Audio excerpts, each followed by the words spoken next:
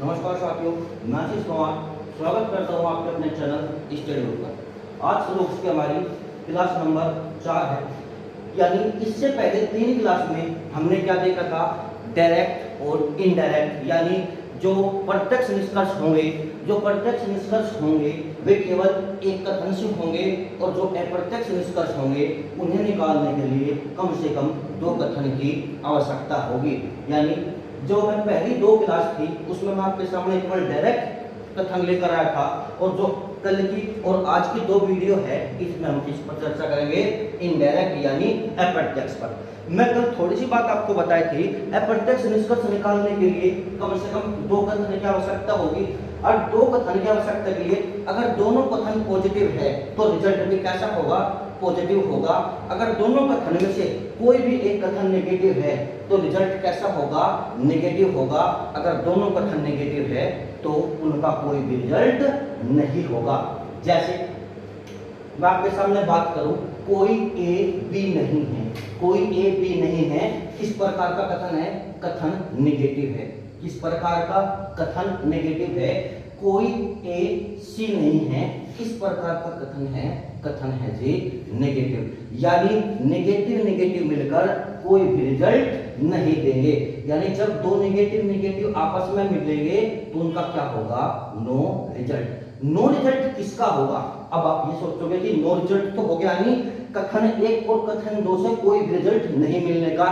किसका कथन नहीं मिलने का, अब आप अगर वैल्यू की बात करोगे, कोई नहीं की वैल्यू होगी 100।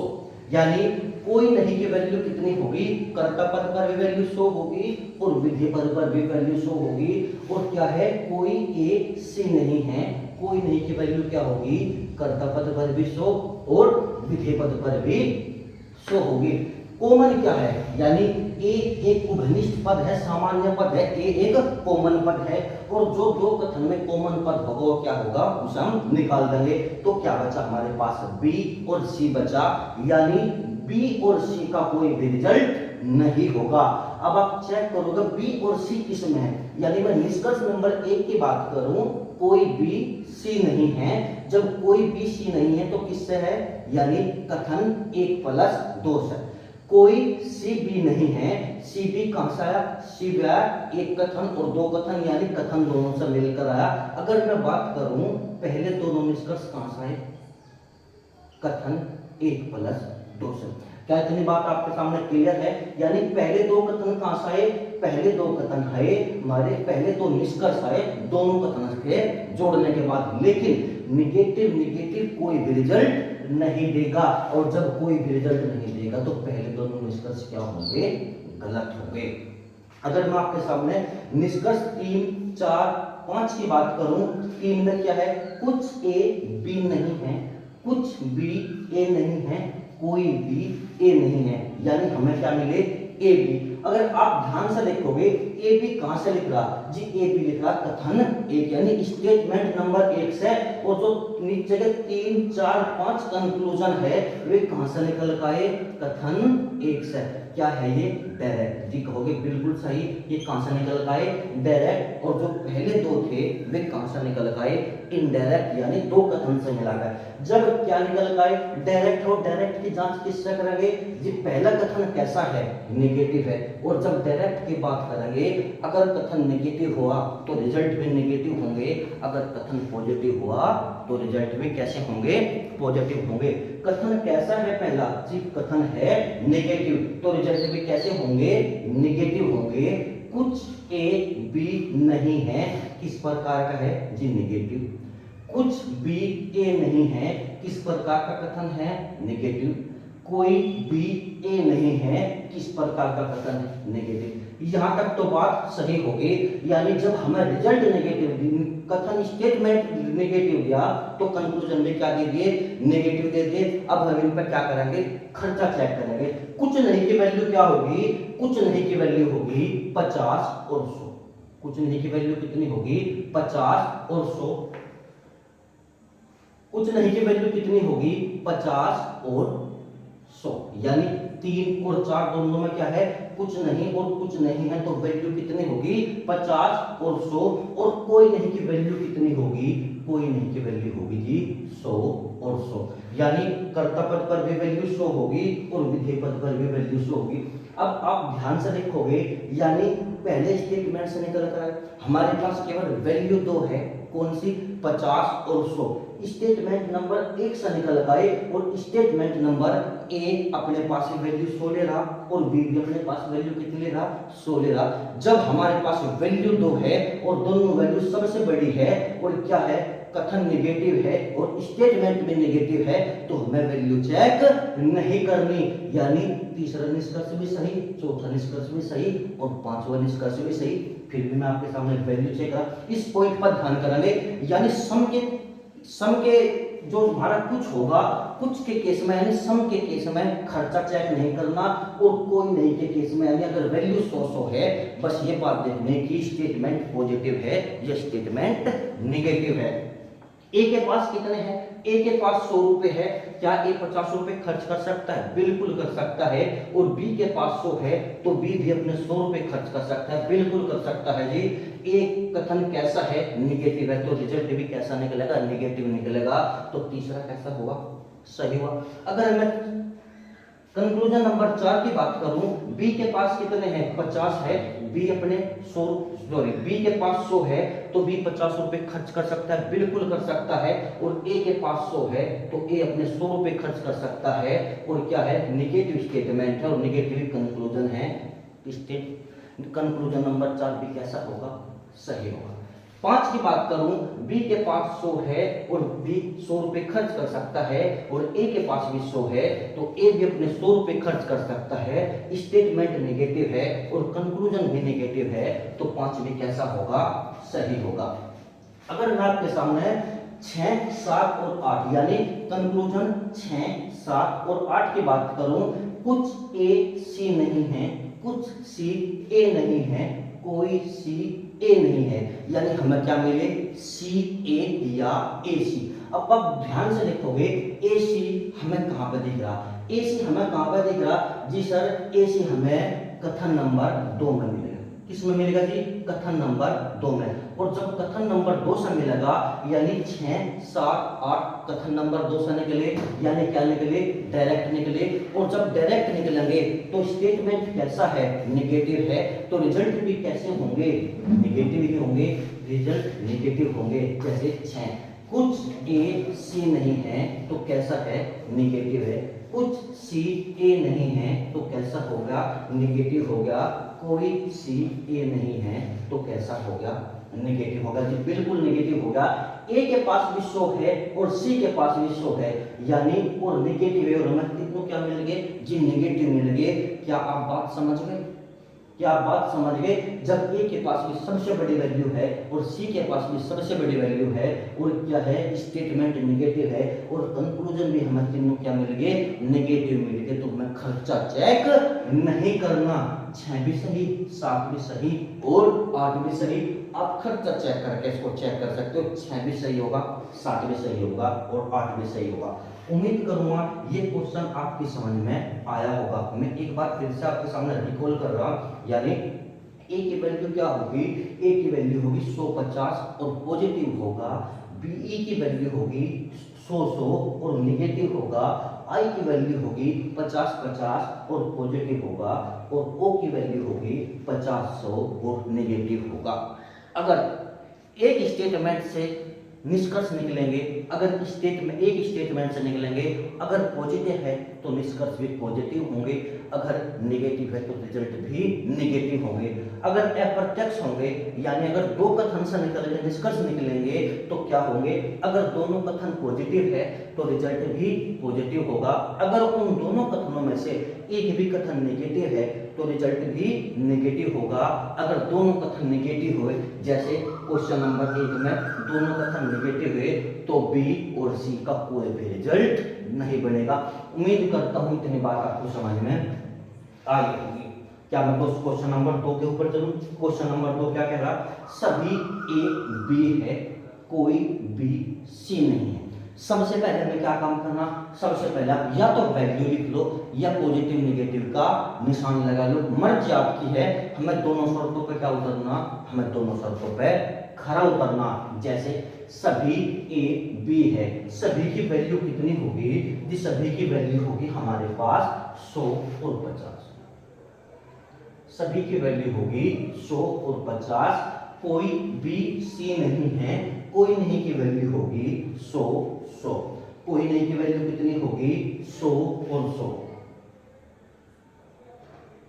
कोई नहीं की वैल्यू क्या होगी हमारे पास 100 और 100, यानी जब कोई नहीं की वैल्यू होगी हमने दोनों वैल्यू लिख ली। अब हमें दूसरी शर्त क्या करनी, पहली शर्त क्या होगी, क्या कॉमन पद पे, क्या कॉमन पद में वैल्यू 100 है जी, बी कॉमन पद है और बी पे कॉमन पद की क्या है 100, हमें क्या मिलेगी वैल्यू मिलेगी, यानी हम एक पैमाने पर अपने खरा उतरे। दूसरा पैमाना क्या होगा, पहला कथन कैसा है पॉजिटिव और दूसरा कथन कैसा है नेगेटिव, क्या पॉजिटिव नेगेटिव रिजल्ट देगा जी, बिल्कुल देगा। कैसा रिजल्ट देगा जी, पॉजिटिव नेगेटिव रिजल्ट देगा हमें नेगेटिव, यानी शर्त नंबर 1 कॉमन पद पर भी वैल्यू 100 मिलेगी और शर्त नंबर 2 एक जगह क्या मिलेगा हमें रिजल्ट भी पॉजिटिव होगा। किसका रिजल्ट पॉजिटिव होगा जी, रिजल्ट होगा ए और सी, क्या बचेगा आपके सामने ए और सी बच गए, ए और सी का रिजल्ट पॉजिटिव होगा। अगर मैं आपसे बात करूं ए और सी किस निष्कर्ष में लिखा हुआ है, यानी पहले निष्कर्ष में क्या है सी बी, दूसरे निष्कर्ष में क्या है बी सी, तीसरे निष्कर्ष में क्या है बीसी और चौथे निष्कर्ष में क्या है सी ए, यानी आप पहचानिए होगे क्या निष्कर्ष नंबर 4 कहां से निकला, कथन 1 प्लस 2 से, निष्कर्ष नंबर 4 कहां से निकला, कथन 1 प्लस 2 से। अगर आपके सामने बात करो ये कहां से निकले, यानी निष्कर्ष नंबर 1 2 3 4, थोड़ा सा भी दिमाग लगाओगे, अगर आप थोड़ा सा भी दिमाग लगाओ क्या लिख रहा सी बी बी सी और बी सी, यानी बी सी कहां लिख रहे जी, बी सी लिख रहे स्टेटमेंट नंबर 2 में, यानी डायरेक्ट निष्कर्ष निकल गए कहां से, कथन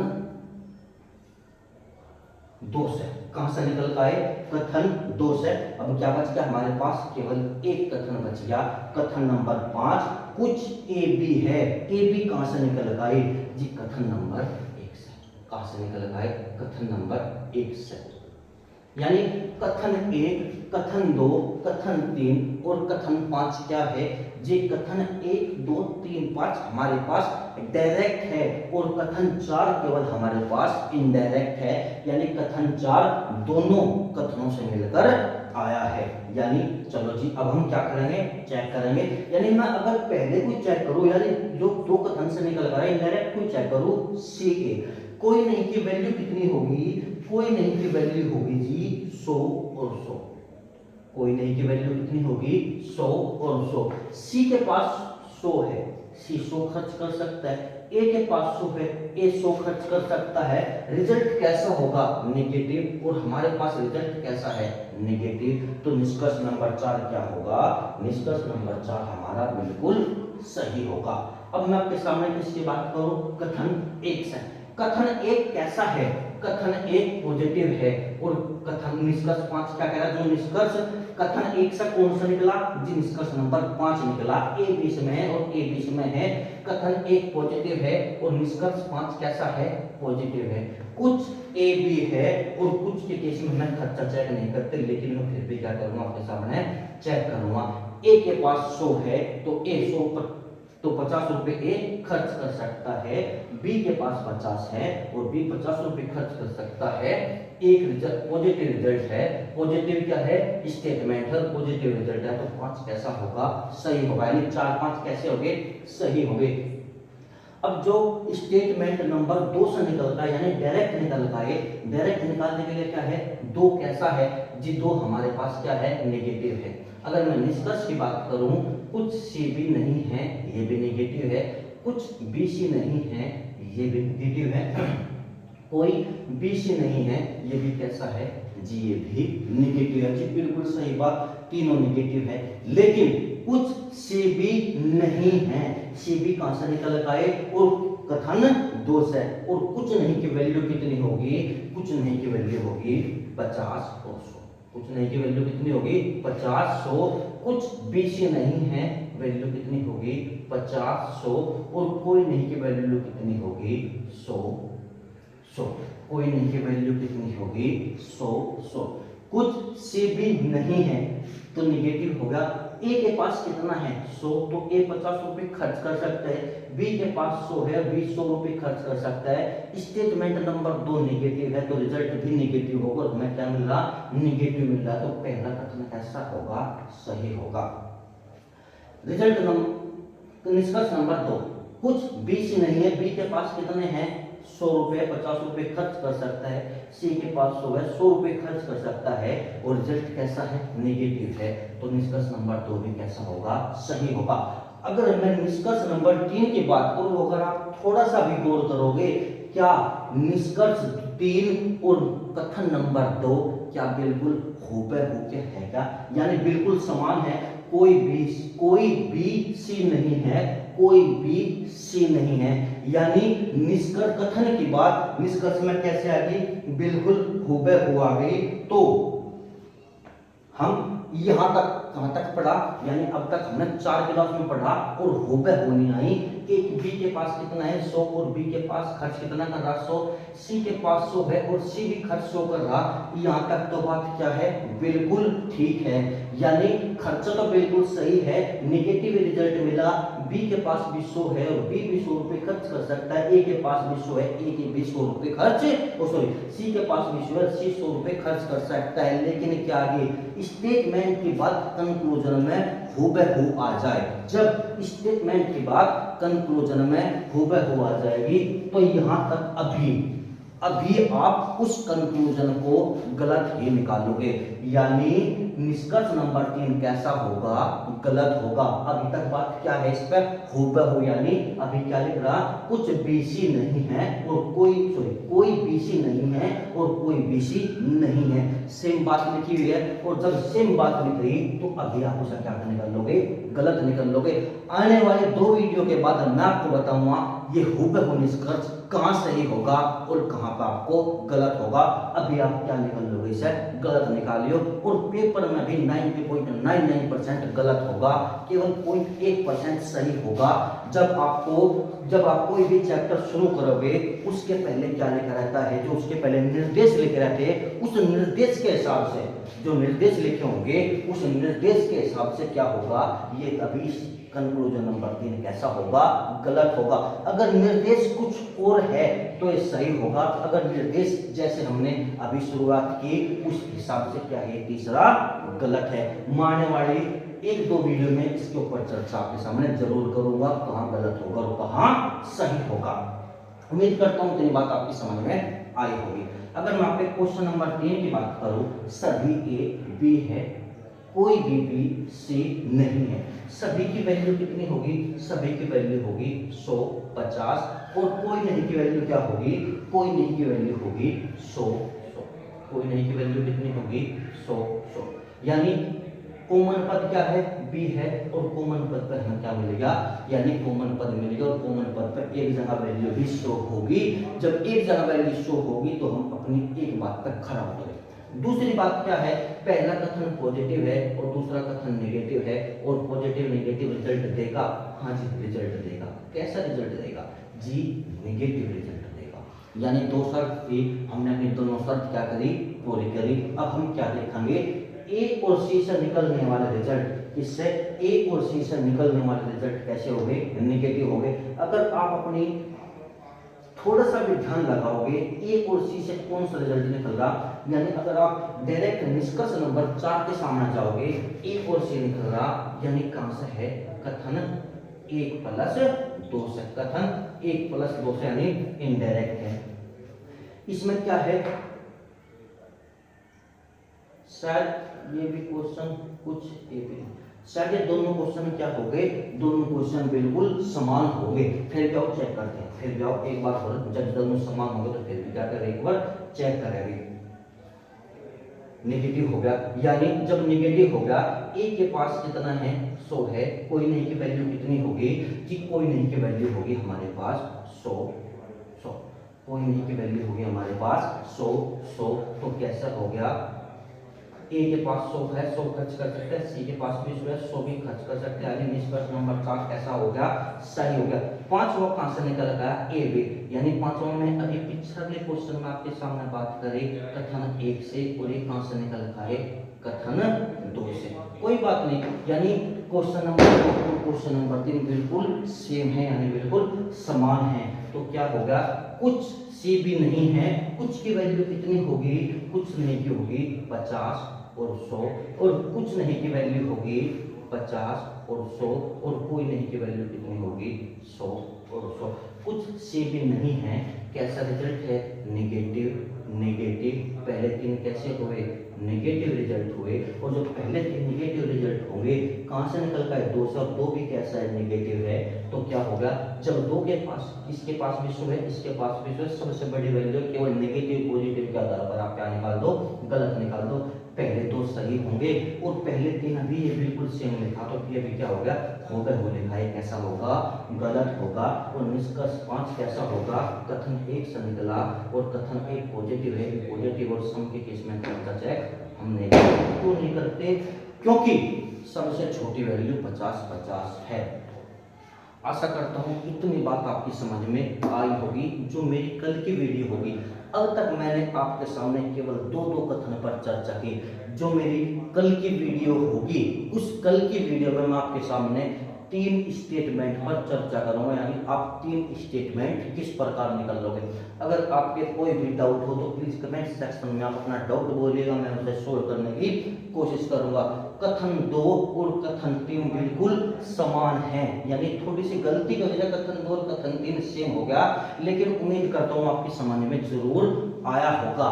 बस अभी एक बात का ध्यान रखना, जहां तक अभी आपने पढ़ लिया, अभी तक आप हूबहू निष्कर्ष कैसा निकाल लोगे जी, हूबहू निष्कर्ष हम गलत निकाल लेंगे। सही किस वजह से निकाल लेंगे, वो सही इस वजह से निकाल लेंगे जो मैं आपको आने वाले वीडियो में बताऊंगा। इसी के साथ जय हिंद, जय भारत, नमस्कार। कल मिलेंगे अगले वीडियो के साथ।